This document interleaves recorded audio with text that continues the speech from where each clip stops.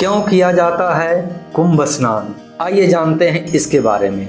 तो मित्रों, जब हम स्नान करते हैं तो सभी ग्रहों की किरणें हमारे शरीर के ऊपर प्रभाव डालता है और उसका प्रभाव ऐसा होता है कि मनुष्य के मन को, मस्तिष्क को प्रभावित करता है। और यदि यह जो कुंभ है, कुंभ के समय यदि हम जल में स्नान करते हैं और जो ग्रहों की किरणें हैं, हमारे नवग्रहों के जो किरणें हैं, वो हमारे शरीर में प्रवेश करने के कारण बहुत तरह का लाभ होता है।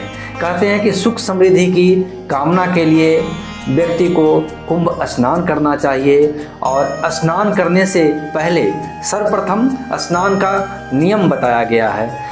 यदि शारीरिक दृष्टिकोण से सिर्फ स्नान करना हो तो व्यक्ति कहीं भी कर सकता है, और इसमें मानसिक दृष्टिकोण से और जो है पाप का क्षय और पुण्य और मोक्ष की प्राप्ति के दृष्टिकोण से किया जाए तो यह कुंभ का स्नान माना जाता है।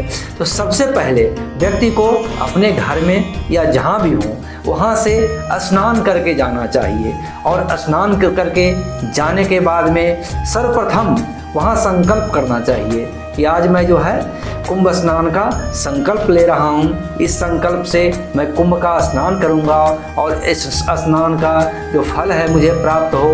फल के दृष्टिकोण से शारीरिक मानसिक शुद्धि का जो है विचार भी करना चाहिए, और कहते हैं कि फल रूप में ऐसा कामना करना चाहिए कि शरीर हमारा स्वस्थ रहे, धन धान्य की समृद्धि की प्राप्ति हो, पारिवारिक सुख सहयोग प्राप्त हो, घर मकान सुख सुविधा आदि की प्राप्ति हो, और खासकर मोक्ष की प्राप्ति के दृष्टिकोण से यह स्नान बहुत ही शुभ कारक माना जाता है।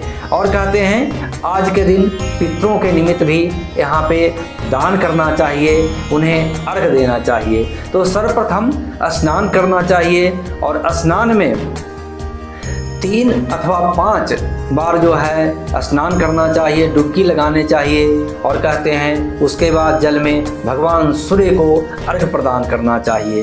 देव ऋषि और पितरी 3 तरह का तर्पण का विधान बताया गया है। वहाँ पे सर्वप्रथम जो है देव तीर्थ से देवताओं को जो है पूजन करते हैं, अंजलि से जल देते हैं, उसमें तिल, जौ, कुसा आदि लेकर अंजलि से 11 बार 11 बार जल देते हैं सभी देवताओं के नाम से। फिर ऋषियों के नाम से देव और ऋषि का तर्पण माना जाता है, और फिर पितरों के नाम से इधर से इस भाग से जो है हम जल देते हैं और तर्पण करते हैं। तर्पण करने के बाद बाहर निकलकर दान का बहुत महत्व बताया गया है। उसमें ब्राह्मण को, साधु संतों को दान दे, और दान देने के बाद में सुख समृद्धि की कामना करते हुए जो है गंगा से, जमुना से और सरस्वती से लगने वाले जो प्रयागराज का वहाँ कुंभ है, उनसे प्रार्थना करें कि हमें सुख समृद्धि प्रदान करें, हमारे पितरों का उद्धार करें और हमें मोक्ष की प्राप्ति हो, अर्थात जन्म और मृत्यु का बंधन ना रहे, बार बार इस पृथ्वी पर जन्म न लेना पड़े और हमें मोक्ष की प्राप्ति हो। तो मोक्ष की प्राप्ति की कामना से जो है व्यक्ति को कुंभ का स्नान करना चाहिए, और फिर मधुर भोजन करे और जो है गंगा आदि का, भगवान विष्णु का स्मरण करते हुए अपने घर को जाए। इस प्रकार से करने से मनुष्य को पूर्ण फल की प्राप्ति होती है।